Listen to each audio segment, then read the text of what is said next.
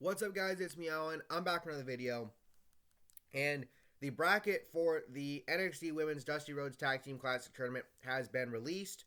Got released a little bit ago. That tournament will start tomorrow night on NXT, obviously.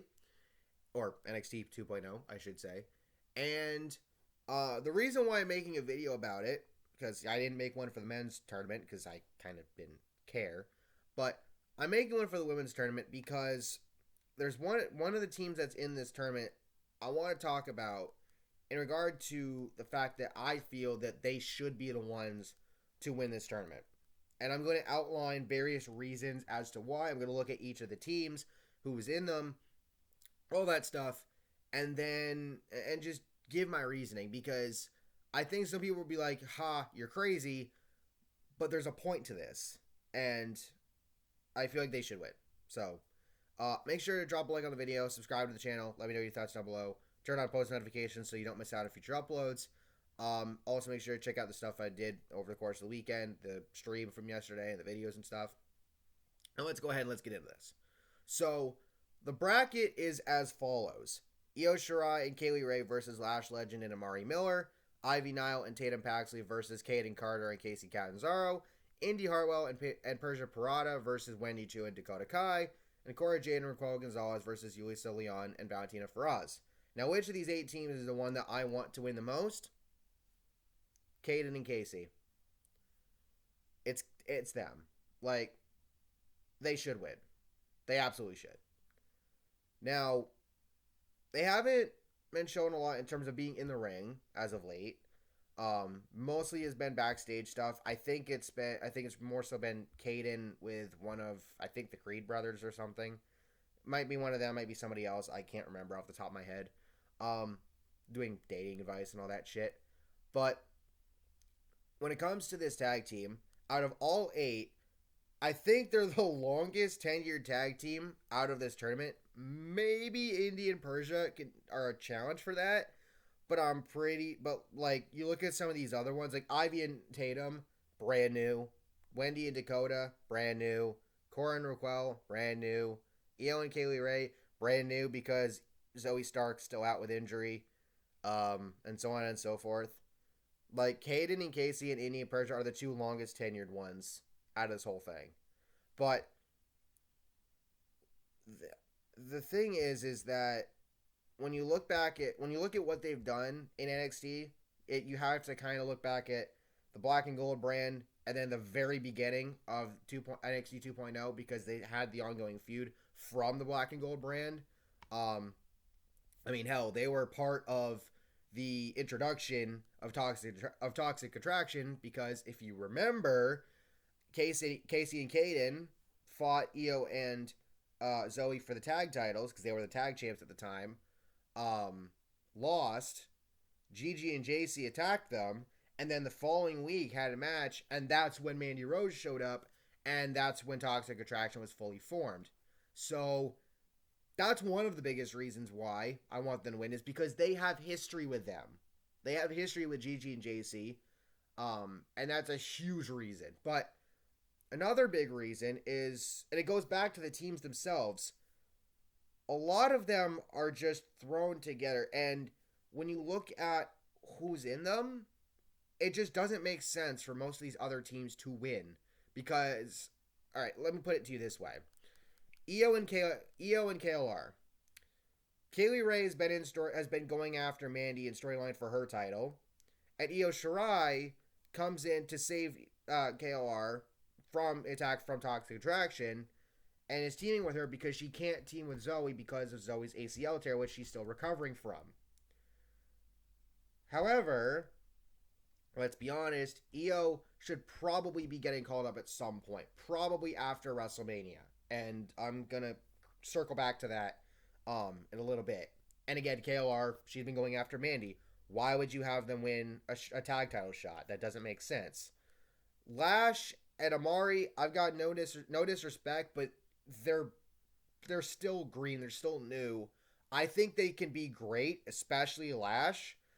But again, going against Io and KLR in the first round, that's a tough task in of itself.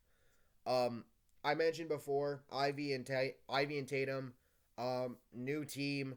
Ivy is really good. There's a reason why she's a part of Diamond Mine. She is strong as fuck, and I'm pretty sure she could probably break me in half if given the chance. Um, but Tatum is brand fucking new. Like, I don't know how long she's been in NXT, like signed there, and she just debuted, but she just got brought in terms of like in ring and shit, and I just don't know how I'd feel if they managed to beat Kacy and Kayden, because that just doesn't make sense to me. Like, it just doesn't. And personally, I feel like Ivy, after if she gets into feuds with people like KLR, like Dakota, depending on how long Dakota's there for, like Cora, people like that, eventually she'll work her way up to then possibly go after the women's title, which I feel like she should. So there's that. Then you have probably the most interesting match of the entire bracket in the first round: Indy and Persia against Wendy and Dakota. I would assume Indy and Persia are heavy favorites to win. However, go back to last week. Now Duke Hudson's back, and him and Persia had a moment backstage last week. And the thing to point out, or it might have been last week, it might have been the week before, because last week was the Vengeance Day show. But anyway, if you go back to when Index was going on between Indy and Dexter, in the lead up to the wedding, there were moments in time where it looked like Persia was, I don't want to say disgusted, but maybe miffed, because disgusted is not the right word for it, but maybe miffed or something like that. Maybe thinking, Indy wasn't focusing on them as a tag team and trying to go after the tag titles and stuff. And then you have what happened earlier on when Dexter got attacked, and Indy was in a complete funk, and then he obviously came back to help LA Knight against Grayson Waller, and things got better for Indy.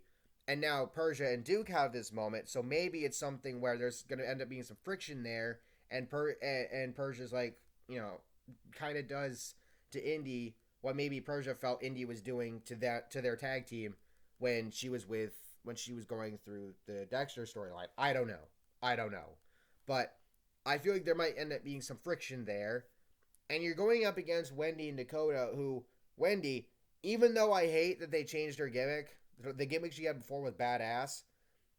Wendy is really good at what she's doing, and she makes that gimmick actually likable in a sense. Like, at first I was like, "Are you fucking kidding me? This gimmick is stupid." And it's kind of grown on me a little bit ever since, because she just makes it fun, and that's what it is, and things like that. It's kind of the same with Joe Gacy's gimmick, because at first I was like, what the fuck are they doing? This is weird. And then I'm like, well, it's kind of like a one-man Right to Censor reboot, and now he has Harlan, which has been neat. So I guess we'll see what happens there. But you have Wendy, who's really good, and then you have Dakota, who, I mean, let's be honest here, it's Dakota Kai. She's so fucking good.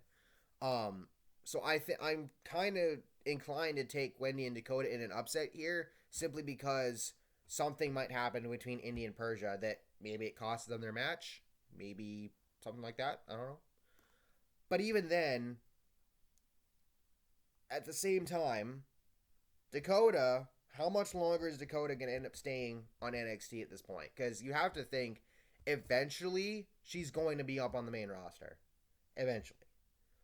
And then you have the last matchup, Cora and Raquel versus Ulysses and Valentina. Again, no disrespect to Ulysses and Valentina. It's similar to Lash and Amari. They just feel way too new to me, and I just can't see them winning, this match, let alone the entire tournament. Could they, if WWE wanted them to? Maybe. But it has to be realistic, and I just don't see it. And as for Cora and Raquel, I've been saying for a little bit now that it's kind of giving me, this pairing is kind of giving me vibes of Alexa and Braun from when WWE did the Mixed Match Challenge, I think back in 2017, 2018. And it's an interesting pairing, and I kind of wouldn't be surprised if maybe they're the ones that end up in the finals from that side of the bracket.